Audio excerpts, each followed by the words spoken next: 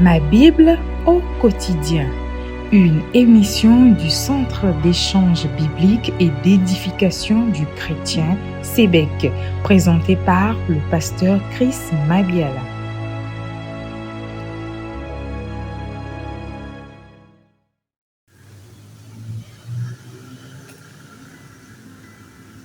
Shalom, shalom, mes frères et mes sœurs. Une fois de plus, je vous souhaite les bienvenus à notre émission Ma Bible au quotidien, que vous connaissez déjà et vous posez des questions, vous assistez, que Dieu vous bénisse. À cette émission, l'émission d'aujourd'hui, nous allons répondre à une question. Comment couper le lien spirituel créé après un rapport sexuel avec un homme ou une femme qui n'est pas ton époux ou ton épouse? Donc, la question d'aujourd'hui, c'est comment couper le lien spirituel qui lie un homme et une femme qui ont eu des rapports sexuels et ils n'étaient pas mariés ou bien ils étaient même mariés et ils ont peut-être divorcé. Je vais dire ceci, les relations sexuelles réellement créent différents liens, ne créent pas qu'un seul lien, mais créent différents liens. Vous savez, un être humain normal a trois dimensions. À la dimension physique que nous voyons, que nous touchons, à la dimension émotionnelle, ce que nous appelons l'âme, connaissant les joies, les pleurs, tout ça, la réflexion, ça c'est au niveau de l'âme. Et on a le niveau spirituel, au niveau de l'esprit. L'esprit qui nous lie à l'autre partie du monde.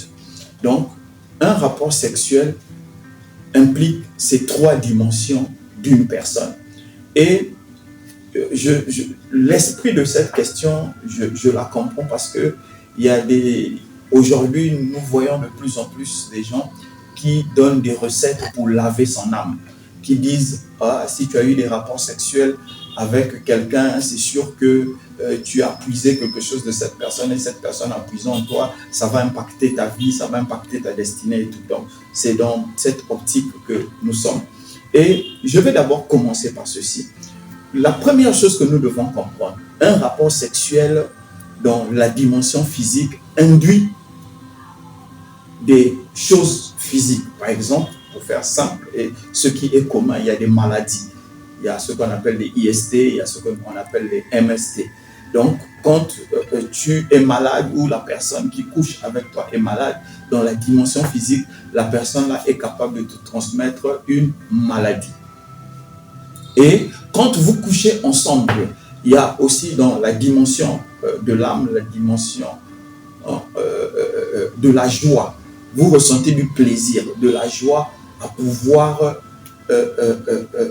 faire des rapports sexuels. Je ne parle pas de la jouissance physique qui induit une éjaculation, mais je parle de cette joie profonde qui conduit au bien-être intérieur qu'on ressent quand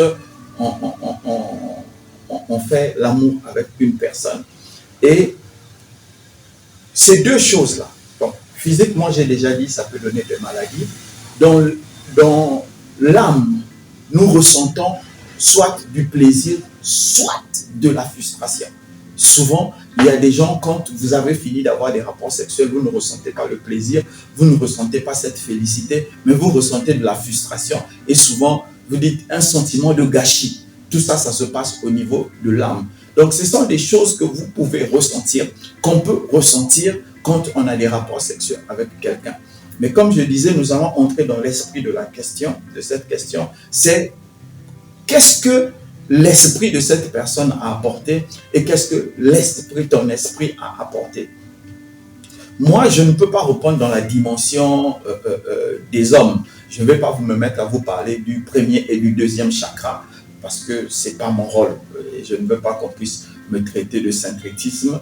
Je ne veux pas vous parler de Kundalini, je ne suis pas dans ça. Je ne peux que me limiter dans la Bible. Et la Bible dit ceci, quand nous regardons dans le livre de 1 Corinthiens 6, le verset 16, « Loin de là, ne savez-vous pas que celui qui s'attache à la prostituée est un seul corps avec elle. Celui qui s'attache à la prostituée est un seul corps avec elle. Car il est dit, des deux deviendront une seule chair.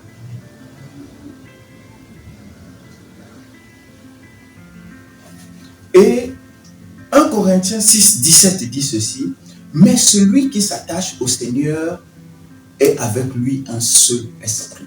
Donc la Bible ici reconnaît que quand un homme et une femme se réunissent, forment un seul esprit. Parce que la Bible, quand il dit tu t'attaches à une prostituée, donc ça veut dire qu'une femme qui a eu plusieurs rapports sexuels, ça veut dire que toi et elle, vous devenez un seul esprit. C'est pas une seule chair. Vous voyez bien que quand tu couches avec une femme, elle va faire ce qu'elle va faire, toi tu vas faire ce que tu vas faire. Donc vous êtes deux chairs. Mais donc ici la Bible est en train de parler d'une union spirituelle. Donc deux esprits se réunissent pour former se départager les bénédictions ou se départager les malédictions. Et la Bible ne s'est pas étendue là-dessus. La Bible ne s'est pas étendue là-dessus. La Bible n'a pas voulu nous donner beaucoup de détails là-dessus. Mais la Bible nous dit juste ceci. En fait, dans le verset qui suit, donc le verset 17, mais celui qui s'attache au Seigneur avec lui est un seul esprit. Qu'est-ce que la Bible veut dire? Que quand tu t'attaches à Dieu, Dieu est esprit, tu deviens toi aussi esprit. Dieu est un esprit saint, toi aussi tu deviens un esprit saint. Et donc, du coup, la Bible, en fait, répond à la question. Comment se purifier des rapports sexuels que tu as eus avec quelqu'un? Tout simplement en t'attachant à Dieu. Quand tu t'attaches à Dieu, Dieu étant saint, il te rend saint. C'est ce que la Bible me dit.